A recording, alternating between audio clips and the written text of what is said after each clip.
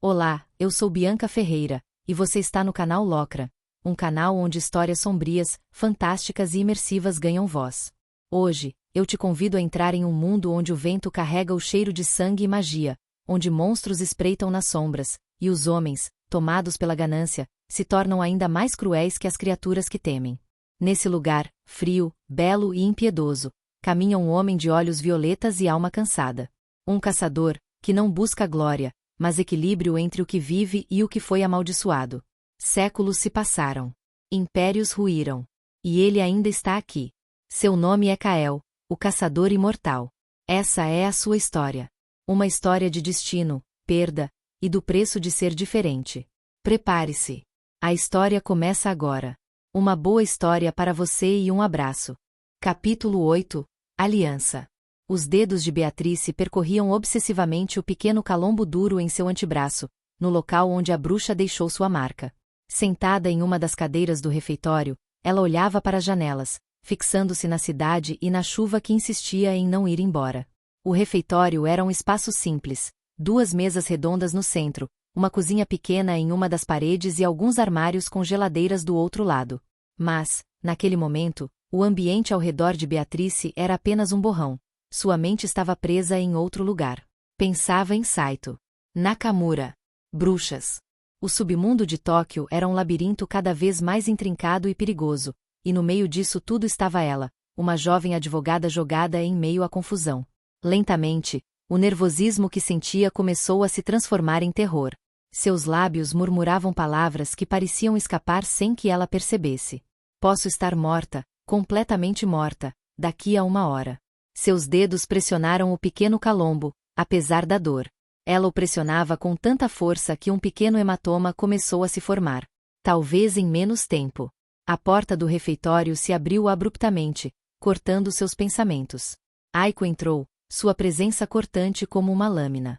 Impecável como sempre, vestia um terno de corte perfeito, e seus olhos afiados não deixavam espaço para distração. A falta de simpatia em seu rosto era substituída por uma concentração fria. Carter, disse Aiko, com uma voz baixa e controlada. O que sabe sobre o caso de Tanaka? Beatrice piscou algumas vezes, endireitando-se na cadeira. Tentou reorganizar os pensamentos e manter a postura diante da presença esmagadora de sua superior. Essa era a 2ª vez que Aiko fazia a mesma pergunta, como se estivesse treinando a mente de Beatrice para que nada passasse despercebido. Temos alguns pontos que podemos usar. Começou Beatrice, com cuidado. Mas ainda estou aguardando mais informações dos investigadores. Se conseguirmos desconectar Tanaka ao envolvimento em atividades criminosas além da extorsão, podemos atenuar as acusações e construir uma narrativa que o torne mais cooperativo. Aiko permaneceu em silêncio por alguns segundos, observando-a como se estivesse pesando cada palavra.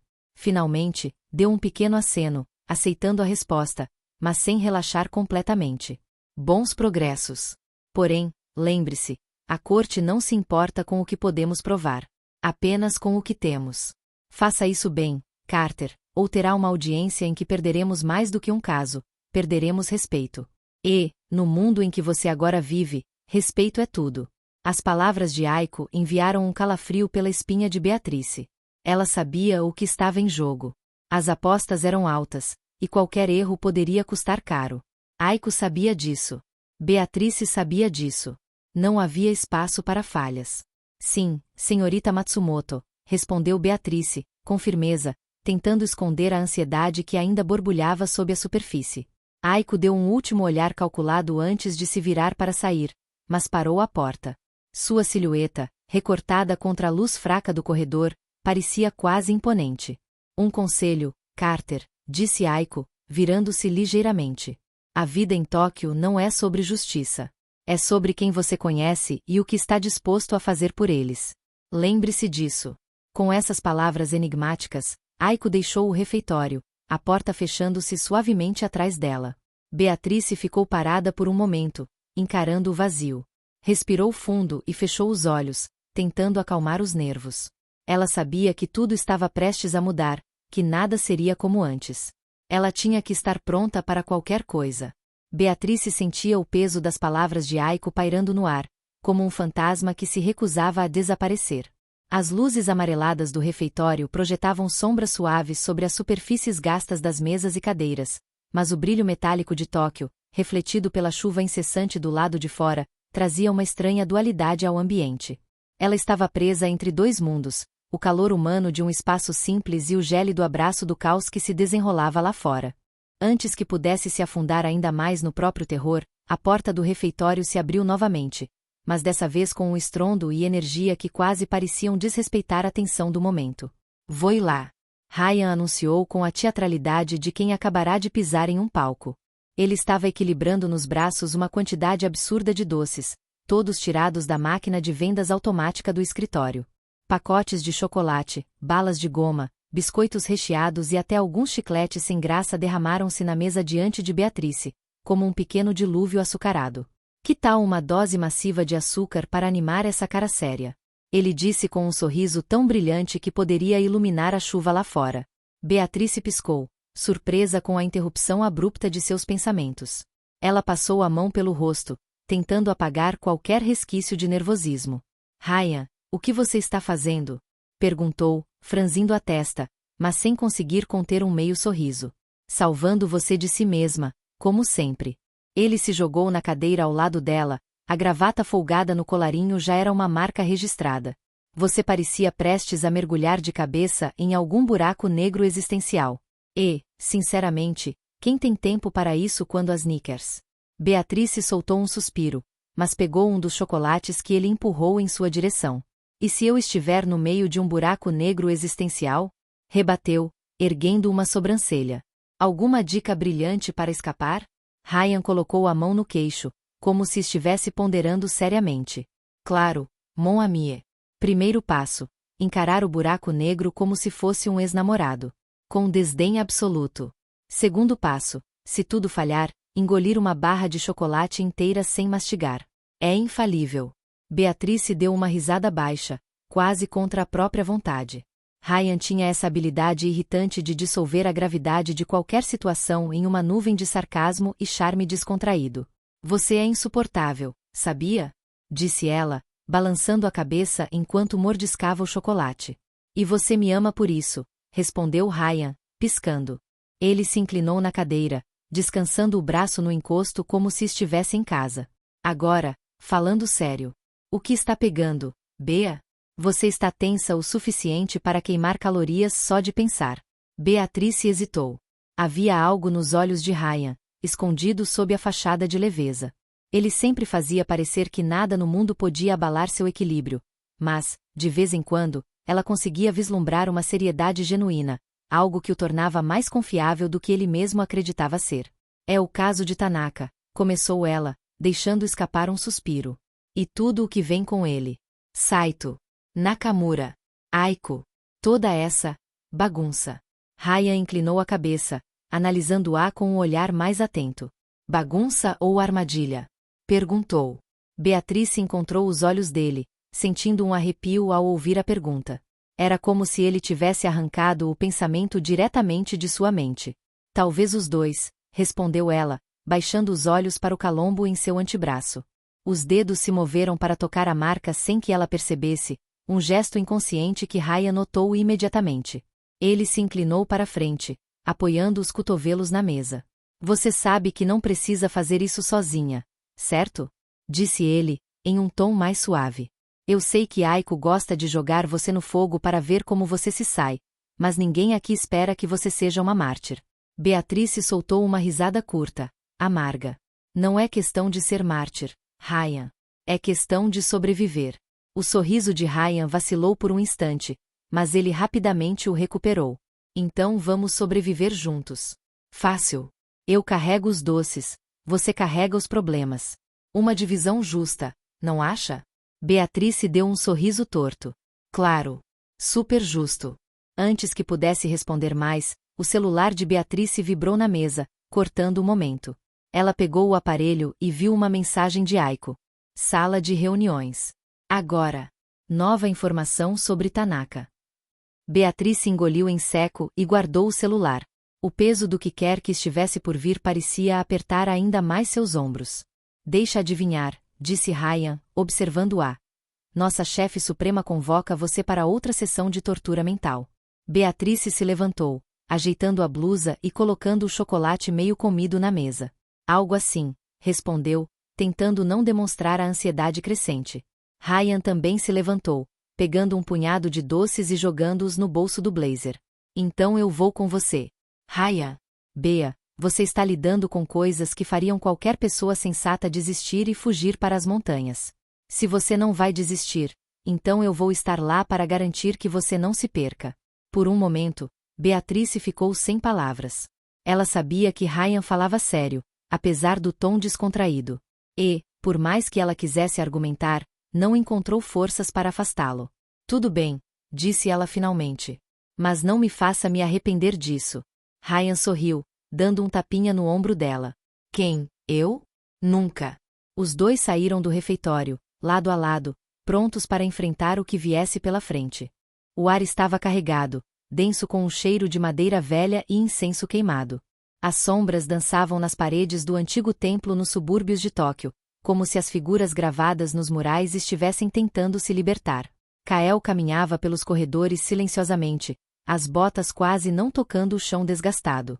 Ele não tinha pressa. Com as mãos enterradas nos bolsos do sobretudo preto, sua figura esguia parecia flutuar entre os pilares. Havia algo naquele lugar que o atraía, como um eco distante chamando por ele. Clássico clichê, murmurou para si mesmo, arqueando uma sobrancelha ao sentir a energia no ar. Densa. Quase sufocante. Bruxas e um templo abandonado. Que original. Um leve sorriso curvou seus lábios enquanto ele seguia o som de vozes baixas que vinham da sala principal. O lugar parecia maior por dentro do que deveria ser, algo que ele notou com um ligeiro desconforto. As regras do espaço e do tempo se dobravam em templos como aquele, especialmente quando rituais estavam em andamento. Kael parou antes de entrar na sala. Da penumbra, observou o que buscava. No centro de um círculo de velas, um grupo de mulheres estava reunido. Suas aparências eram deslumbrantes, quase irreais. Cabelos que pareciam feitos de seda negra, olhos que brilhavam como âmbar ao reflexo das chamas. Mas era o contraste que fazia com que elas fossem perturbadoras.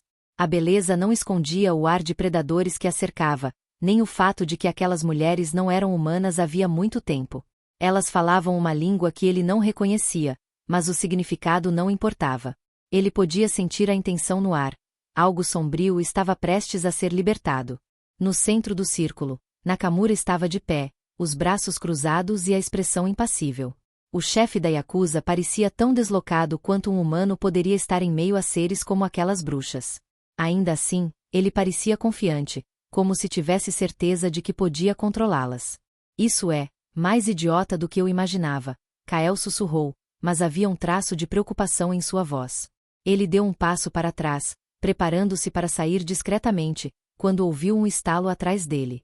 Um movimento rápido e furtivo que ele não conseguiu evitar. Uma mão agarrou seu ombro. Antes que pudesse reagir, o grito de alerta ecoou pelo templo.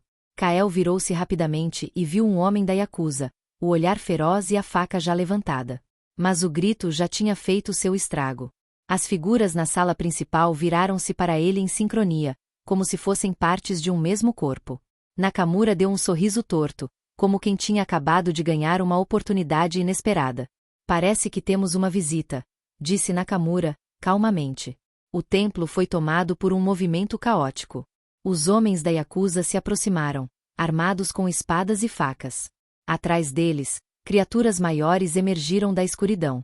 Licantropos com os olhos brilhando de fúria e trolls que faziam o chão tremer com cada passo. Kael suspirou, tirando as mãos dos bolsos com um desdém quase teatral. Vocês não aprendem, né? Disse ele, estalando o pescoço. Seus dedos fecharam-se em punhos, e ele deu um pequeno sorriso. Tudo bem. Vamos dançar. O primeiro homem foi rápido, mas não o suficiente. Kael desviou da faca com facilidade, girando para o lado e dando um chute preciso no joelho do oponente. O som do osso quebrando ecoou pelo corredor. Outro veio logo em seguida, uma espada descendo em um arco largo. Kael ergueu o braço para bloquear, o metal cortando fundo em sua carne. Ele não recuou. Em vez disso, sorriu enquanto o sangue escorria, apenas para o ferimento se fechar em segundos. Sério? Uma espada? Vocês precisam tentar mais do que isso. Os licantropos foram os próximos. Um deles saltou, suas garras brilhando sob a luz das velas. Kael rolou para o lado, pegando um dos homens da Yakuza e jogando na criatura. O impacto os fez cair em um amontoado desajeitado. Mas ele sabia que não podia subestimar as bruxas. Elas estavam paradas, observando, como se estivessem avaliando cada movimento. Vocês vão ficar só olhando? Gritou para elas, com sarcasmo. Uma delas sorriu, os olhos brilhando como ouro derretido. Kael sentiu uma onda de energia atravessar o templo, um calor sufocante que fez seu coração acelerar. Ele sabia que as coisas estavam prestes a ficar muito mais complicadas. Kael retirou o sobretudo com um movimento preciso, quase ritualístico. O tecido preto caiu no chão com um som pesado, mas antes de atingir completamente o piso desgastado do templo, ele pareceu ganhar vida. O material se contorceu e se transformou, moldando-se em duas lâminas distintas. Uma era negra, curva, com bordas irregulares que pareciam pulsar com uma energia sombria. A outra era prateada, compacta, irradiando uma luz fria e cortante. Correntes finas ligavam as duas, como veias de metal que pulsavam em sincronia com a respiração de Kael. A arma parecia viva, quase faminta. Nakamura, ainda de pé no centro do círculo ritualístico, observava a cena com um sorriso de canto. Seus olhos avaliavam Kael, mas ele não intervinha. Era como se estivesse aguardando, assistindo o desenrolar da batalha com a satisfação de um jogador que moveu suas peças ao lugar certo. As bruxas se aproximaram. 3 delas, cada uma com uma aura distinta. A mais alta tinha cabelos que pareciam feitos de fumaça, flutuando em volta de seu rosto pálido como serpentes vivas.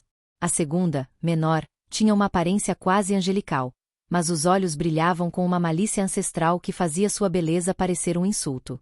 A terceira era grotesca e deformada, como se o tempo tivesse corroído sua forma, mas seus movimentos eram graciosos, quase hipnotizantes. Kael deu um giro leve com as lâminas, o som das correntes ecoando pelo templo. Ele não falou. As palavras não tinham lugar ali. A comunicação era feita através do peso no ar, do olhar trocado entre ele e suas oponentes. Era uma batalha de vontades antes de ser uma luta de forças. A primeira bruxa atacou, movendo-se com velocidade sobre-humana. Suas mãos se transformaram em garras longas como adagas, e ela visou o pescoço de Kael. Ele desviou no último instante, girando a lâmina negra para cima em um arco brutal. A arma cortou o ar com um silvo, e um fragmento do vestido da bruxa caiu, queimando ao tocar o chão. Ela recuou, soltando um grito que parecia uma mistura de raiva e dor. A segunda não esperou. Ela abriu os braços, e uma onda de energia explodiu ao seu redor, atirando cacos de pedra e poeira pelo templo. Kael ergueu a lâmina prateada, que brilhou intensamente, formando uma barreira momentânea. O impacto ainda o jogou para trás, mas ele pousou graciosamente, deslizando sobre os calcanhares. Certo, vocês são diferentes, murmurou, ajeitando a postura. A terceira bruxa atacou enquanto ele ainda recuperava o equilíbrio. Sua forma grotesca parecia mais lenta, mas a precisão de seus movimentos era letal. Um golpe passou a milímetros do rosto de Kael, e ele contra-atacou, girando as duas lâminas em um movimento que parecia desordenado, mas era incrivelmente calculado.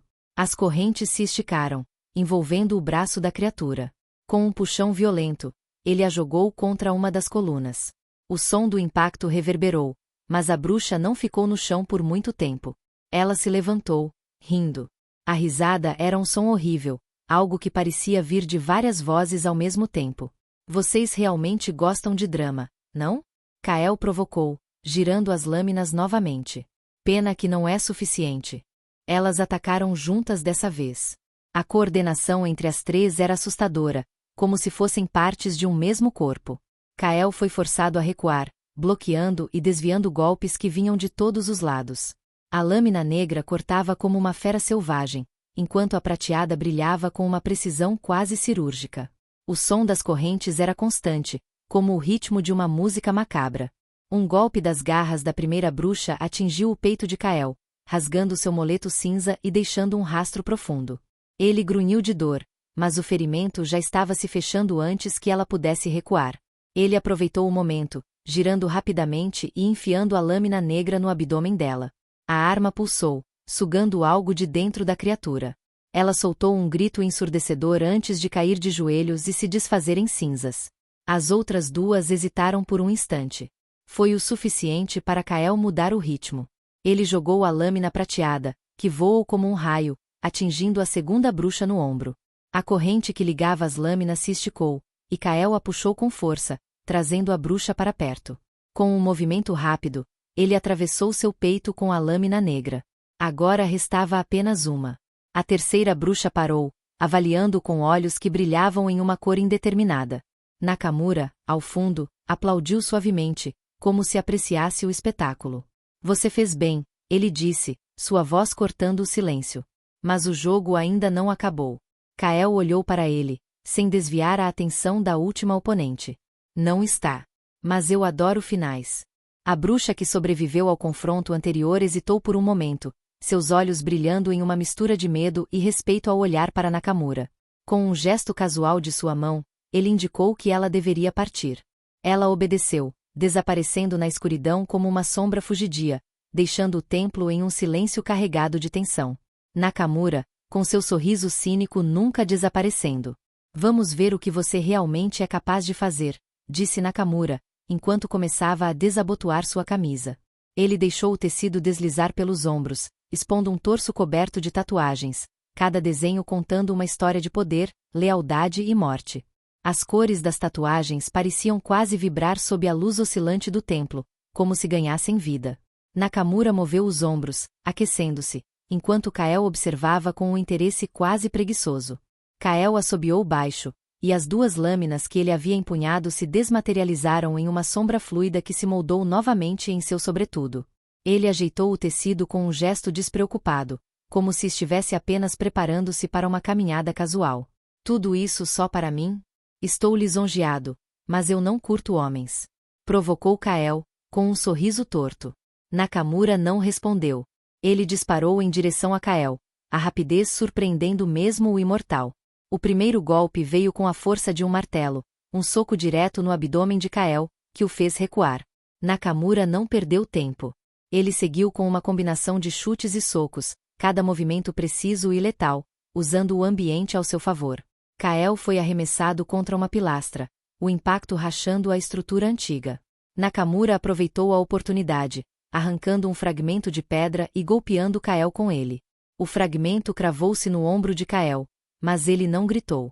Em vez disso, deu uma risada baixa, irritante. Isso é tudo. Achei que você seria mais criativo depois daquele ritual, disse ele, cuspindo sangue, mas sem perder o tom zombeteiro. Nakamura rangeu os dentes e atacou novamente, dessa vez pegando uma espada jogada no chão. Ele golpeou com uma fúria renovada, atravessando Kael repetidamente. O corpo absorvia cada golpe, o sangue manchando o chão do templo. Nakamura deu um passo para trás, ofegante, enquanto Kael permanecia de pé, embora coberto de ferimentos. Algo no olhar de Kael mudou então. Ele parou de recuar. Acabou? Porque agora é minha vez, disse Kael, sua voz mais baixa, quase um rosnado. O contra-ataque veio como uma tempestade.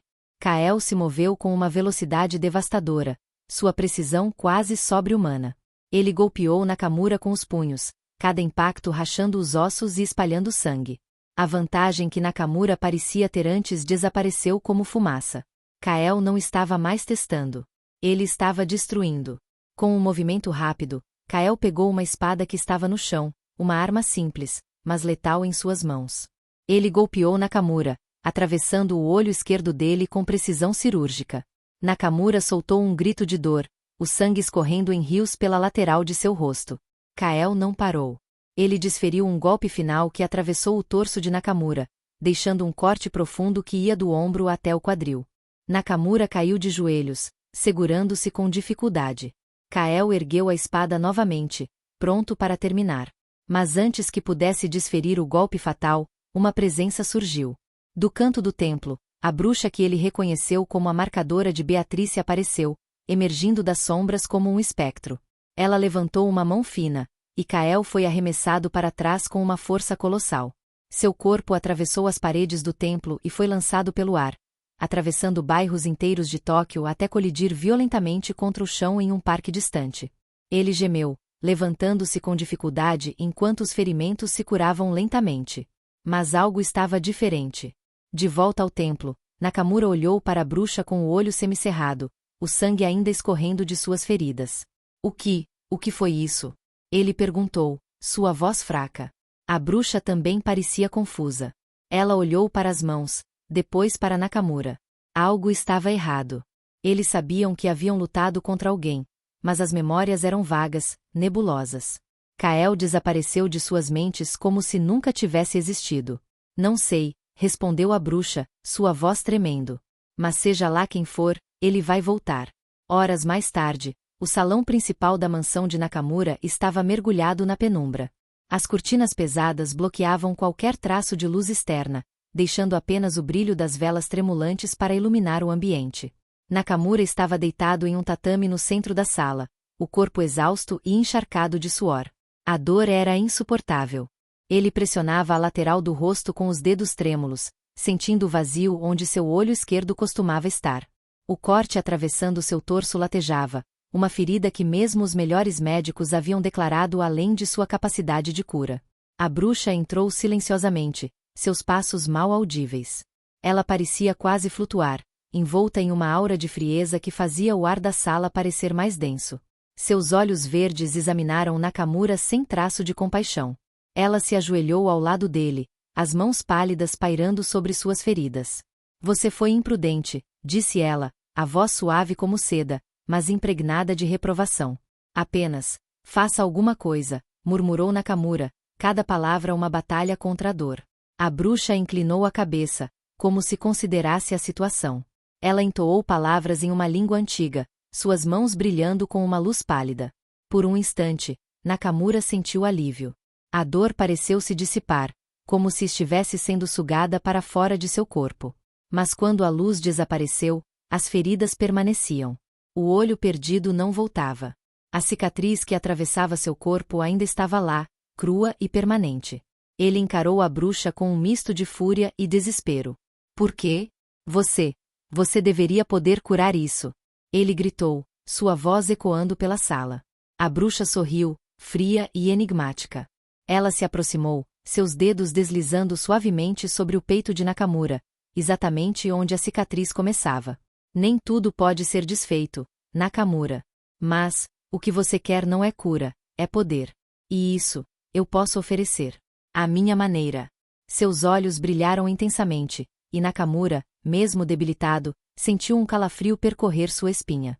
Ele sabia que o preço seria alto, mas não se importava. Eu aceito. Seja o que for. Eu aceito, disse ele, sua voz rouca, mas firme. A bruxa se levantou, suas mãos puxando lentamente as alças do vestido negro que usava. O tecido deslizou por sua pele como água, revelando um corpo magro, marcado por runas antigas que pareciam pulsar com energia. Nakamura observava em um misto de fascinação e temor enquanto ela subia sobre ele. Quando ela tocou sua pele, o alívio momentâneo deu lugar a uma dor indescritível. Nakamura gritou, um som visceral que reverberou por toda a mansão. Seus homens, guardando os corredores externos, trocaram olhares inquietos. O chão tremia sob seus pés, como se algo monstruoso estivesse despertando lá dentro. No salão, a bruxa entoava cânticos, suas runas brilhando em um ritmo frenético enquanto Nakamura arqueava o corpo sob ela. Seus gemidos de dor e os murmúrios dela criavam uma melodia macabra. Cada segundo parecia um éon, mas Nakamura sabia que sua escolha estava selada. Quando finalmente a bruxa se afastou, o silêncio tomou conta do lugar. Nakamura estava deitado, o peito subindo e descendo rapidamente. Seus olhos, ou o que restava deles, estavam fixos no teto, mas algo nele havia mudado. A energia ao seu redor era palpável, sombria e opressiva. Ele se sentou com dificuldade, os traços de dor dando lugar a um sorriso sinistro. Então, é isso o que significa verdadeiro poder, murmurou, sua voz baixa, mas carregada de intenção. A bruxa o observava, satisfeita. As sombras ao redor dela pareciam mais densas, como se respondessem à energia recém-criada. Cuidado com o que deseja, Nakamura. Esse é apenas o começo. Do lado de fora, os homens da Yakuza observavam com apreensão. O tremor cessara, mas eles sabiam que algo terrível e poderoso agora habitava aquela mansão. A tarde nublada de Tóquio era um reflexo perfeito do que Beatrice sentia em seu coração enquanto se preparava para entrar no tribunal. O ar estava carregado, a pressão da responsabilidade quase sufocante. Embora já tivesse assistido a muitas audiências antes, esta era diferente. Este era o seu caso. Não era apenas uma questão de argumentos legais, era uma batalha pela vida de um homem. Quando entrou na sala do tribunal, o ambiente era tenso. Cada detalhe parecia amplificado: o rangido das cadeiras, o som abafado de passos no carpete, o leve murmúrio das pessoas presentes. Aiko já estava sentada, sua postura impecável e seu olhar fixo nos documentos à sua frente. Beatrice sentou-se ao lado dela, sentindo o peso de sua presença e da situação. Era como se toda a sala estivesse esperando por um deslize. O juiz entrou, e a audiência começou. Beatrice apresentou sua defesa com firmeza, mas a pressão era palpável. Mesmo sem estar presente, Nakamura parecia pairar sobre o caso.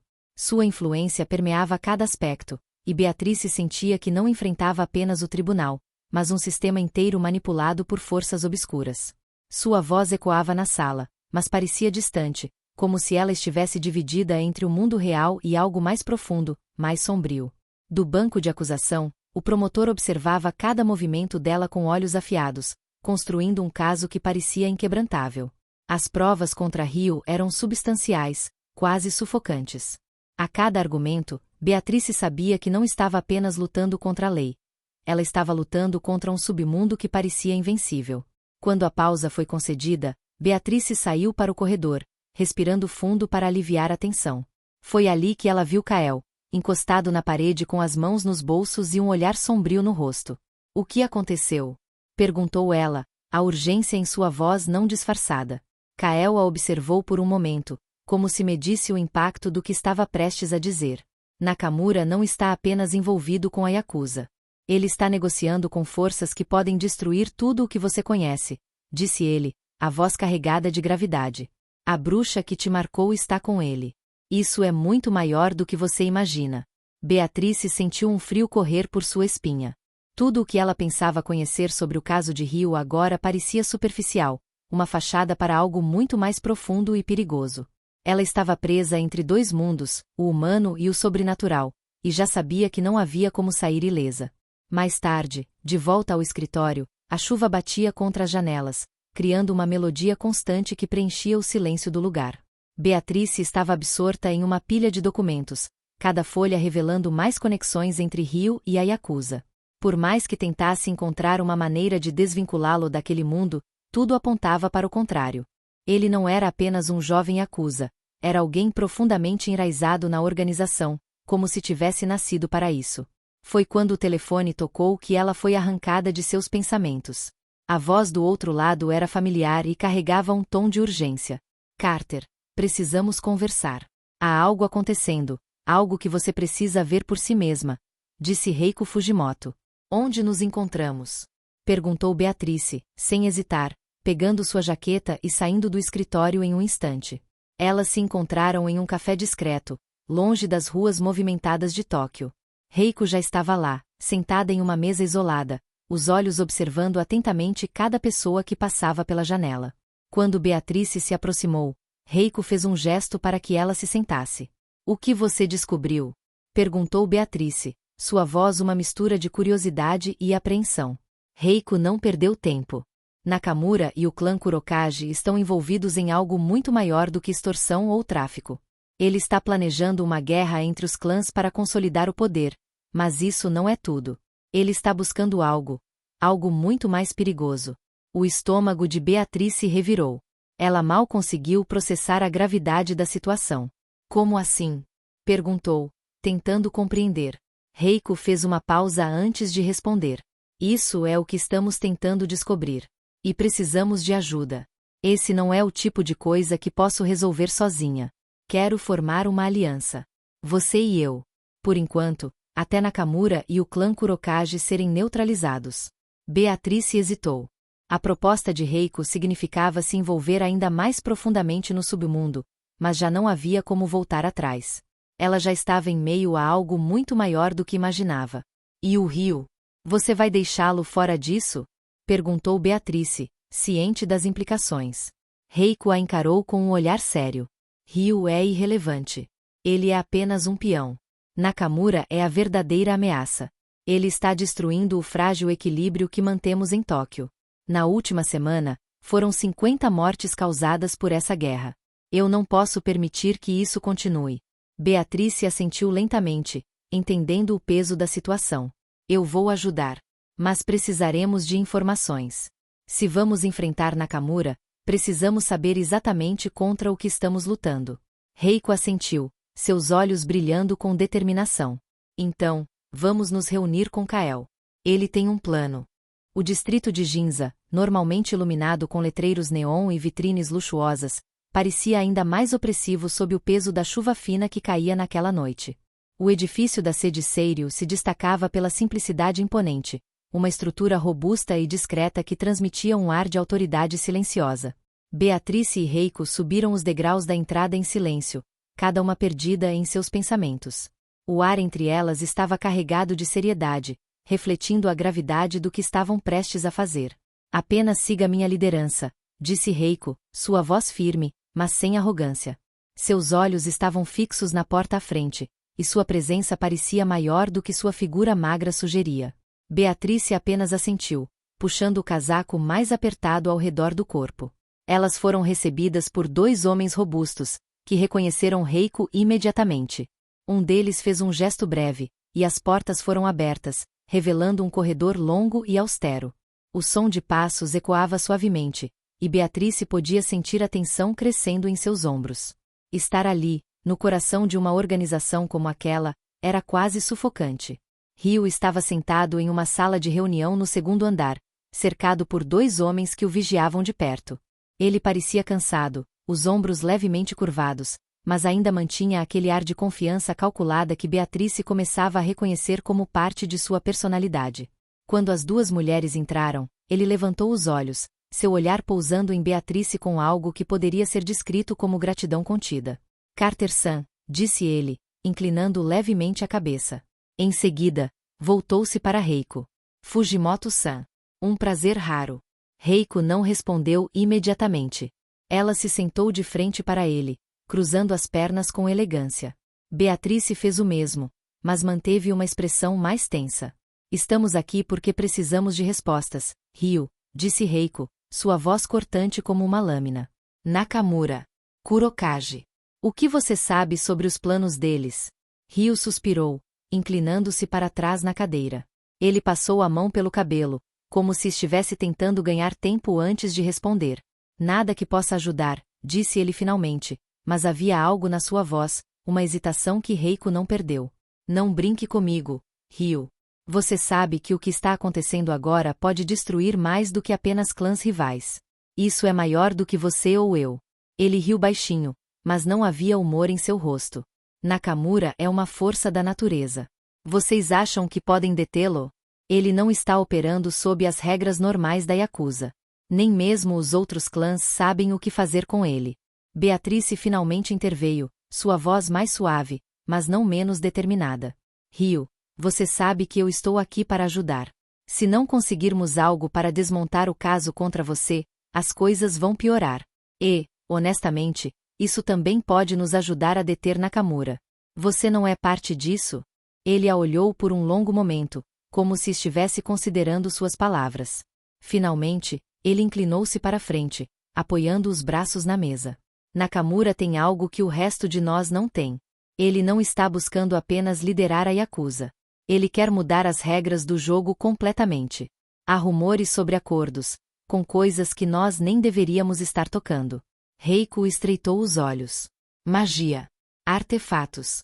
Bruxas. Ele está indo longe demais. Ryu deu de ombros, mas não negou. Talvez. Mas isso é o que o torna perigoso. E, por isso, eu não posso falar mais. Qualquer coisa que eu disser vai me colocar no alvo, e vocês sabem como isso termina. Reiko cruzou os braços, claramente insatisfeita com a resposta.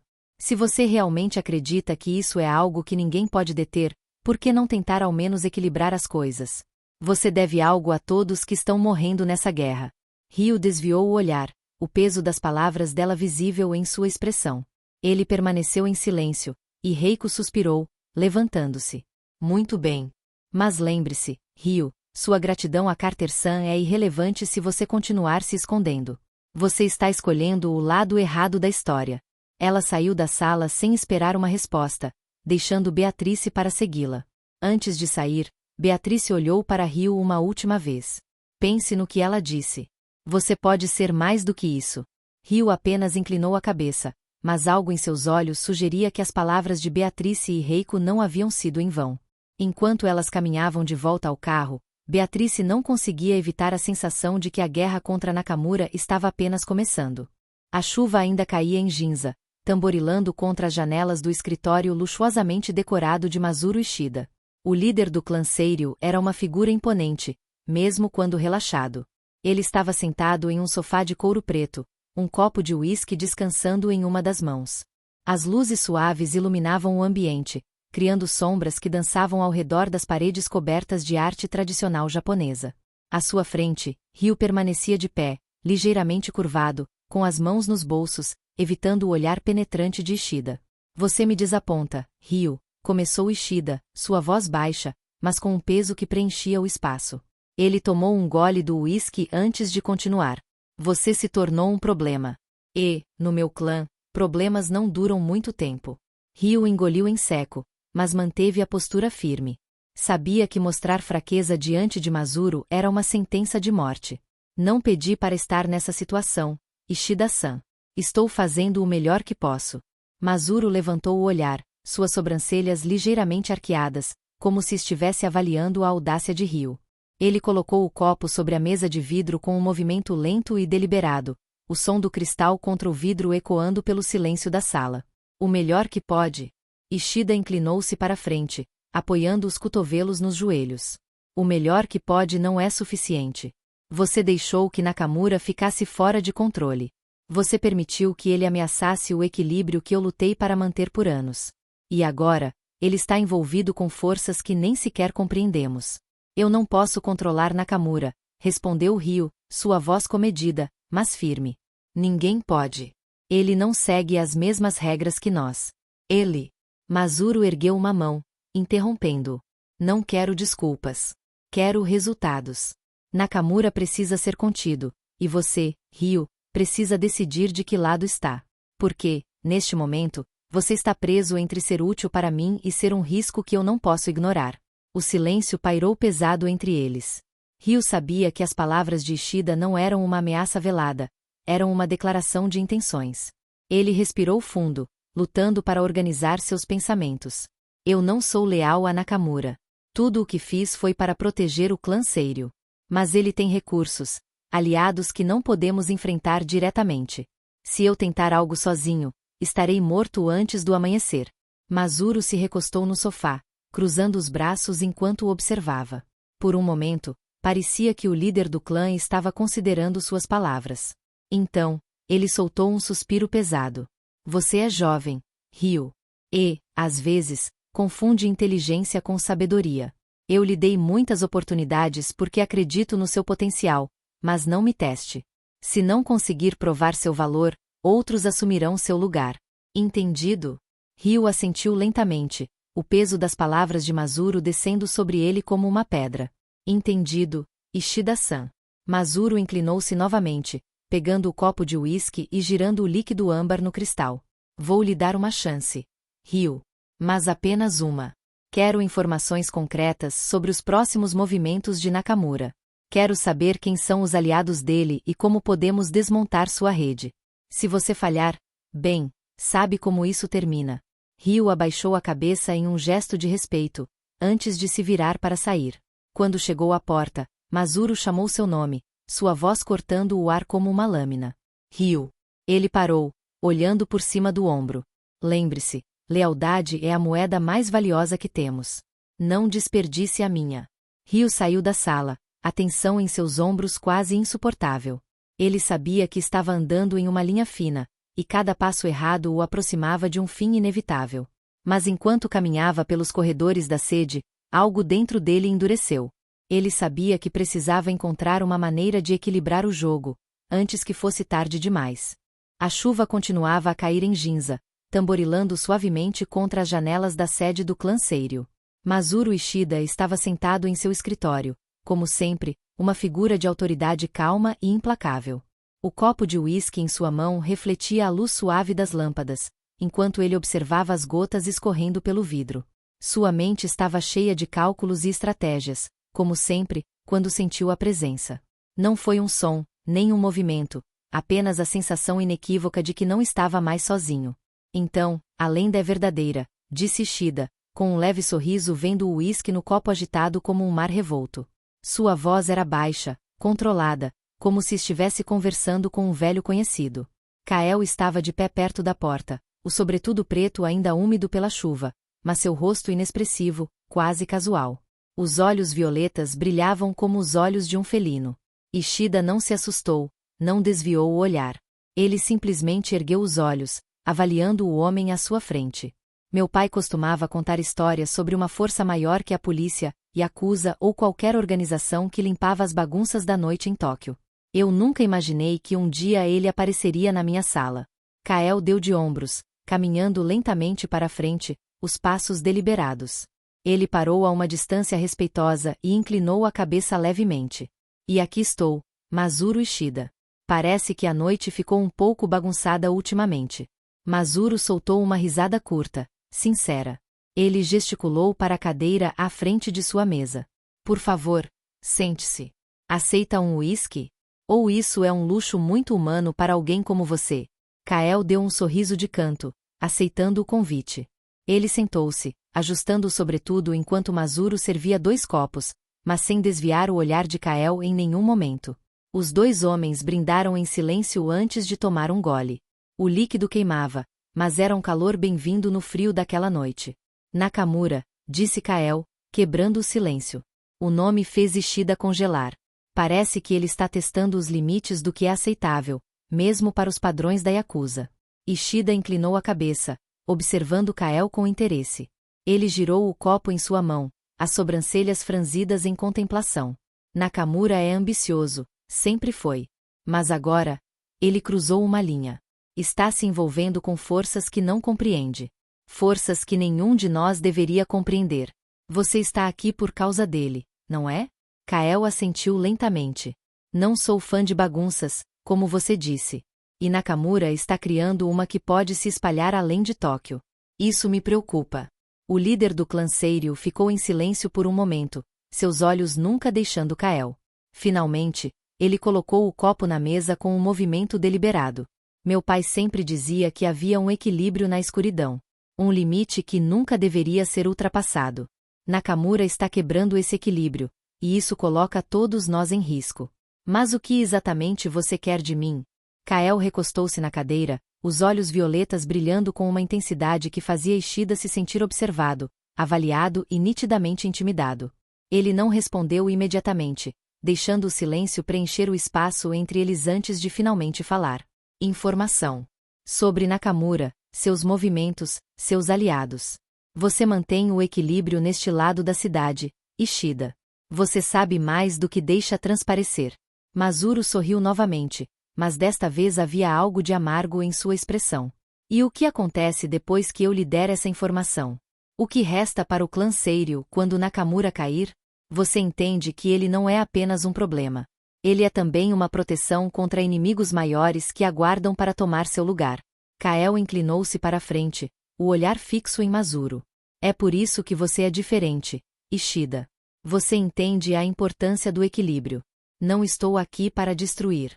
Estou aqui para corrigir. Nakamura não é um protetor. Ele é uma ameaça que você sabe que não pode controlar. O silêncio entre eles era pesado, mas não desconfortável. Finalmente, Ishida suspirou, pegando uma caneta e anotando algo em um pedaço de papel. Ele colocou o bilhete na mesa e empurrou na direção de Kael. Considere isso um gesto de boa vontade. Mas saiba que, depois disso, você estará sozinho. Não espere mais ajuda do clã Seiryu. Kael pegou o bilhete, não precisando olhar para saber que era exatamente o que ele precisava. Ele levantou-se, ajustando o sobretudo com um gesto fluido. Eu nunca espero ajuda. Mas agradeço pelo uísque.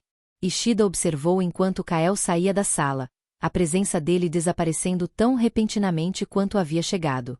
Por um momento, o líder do clã permaneceu sentado, olhando para a porta. Algo dentro dele parecia vazio. Ele franziu a testa, tentando se lembrar da conversa que acabará de ter, mas os detalhes escapavam como areia entre os dedos. Então, seus olhos pousaram na mesa. Lá estava o bilhete, com uma lista clara e direta: aliados, rotas e os próximos passos de Nakamura. Ishida sentiu um arrepio percorrer sua espinha. Ele não conseguia lembrar exatamente quem havia deixado aquilo, mas sabia, instintivamente, que era importante. O desconforto permaneceu enquanto ele pegava o bilhete e o guardava com cuidado. A noite em Tóquio parecia mais escura do que nunca. O restaurante sobrenatural de Yuki, escondido entre as ruas sinuosas de Tóquio, estava surpreendentemente vazio naquela noite. O ambiente, normalmente animado com criaturas de todos os cantos do mundo oculto, estava silencioso, exceto pelo ronronar preguiçoso do próprio Yuki, um gato branco de olhos dourados que estava esparramado no balcão da caixa registradora, a barriga para cima. Ele parecia completamente alheio ao fato de ser o dono daquele lugar incomum. Kael estava sentado em sua mesa favorita, perto da janela, com um prato à sua frente que transbordava com um sanduíche de carne de dragão derretendo em uma camada generosa de queijo. Uma caneca gigante de cerveja colonial caseira completava a refeição. Ele mastigava lentamente, os olhos fixos na escuridão lá fora, enquanto o cheiro do jantar preenchia o ar.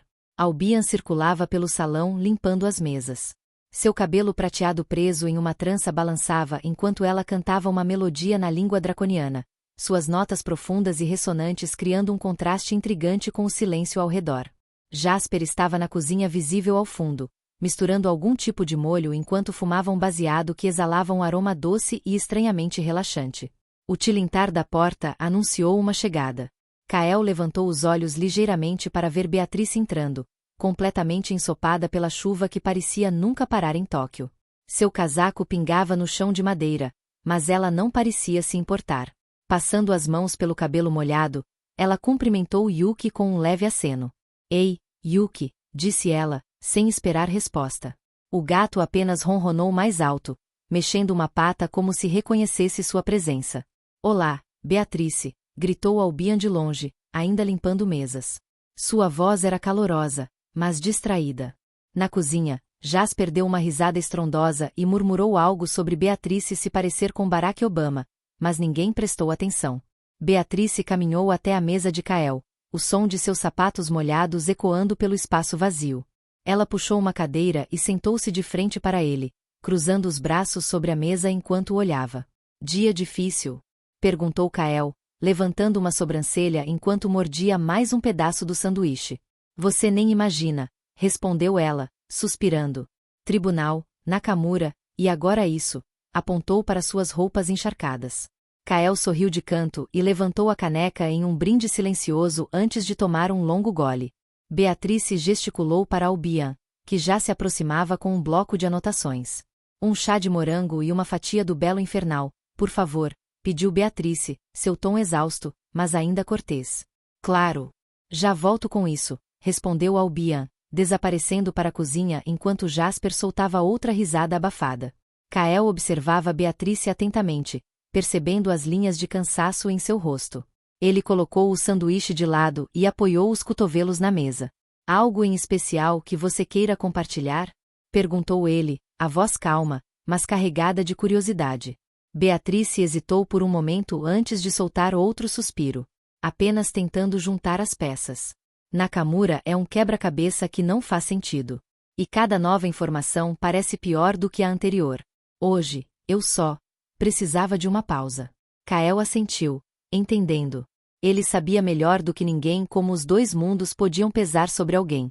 Antes que pudesse responder, Albion voltou com a bandeja, colocando o chá fumegante e a fatia do bolo, escuro como a meia-noite e decorado com chamas de açúcar caramelizado, à frente de Beatrice. Aqui está. Aproveite, disse Albion com um sorriso, voltando rapidamente ao trabalho. Beatrice tomou um gole do chá, deixando o calor relaxar seus nervos, enquanto Kael observava em silêncio. Às vezes, as palavras não eram necessárias.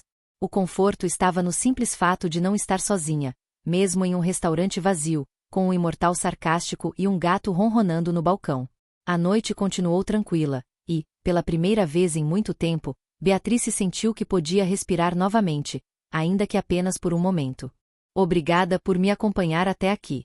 Se essa história tocou o seu coração, deixa o like, segue o canal Locra e compartilha com quem também ama uma boa fantasia sombria. E prepara-se, porque o próximo capítulo pode mudar tudo. Eu sou Bianca Ferreira, e te espero na próxima jornada. Um beijo enorme da tia Bia, e até o próximo episódio.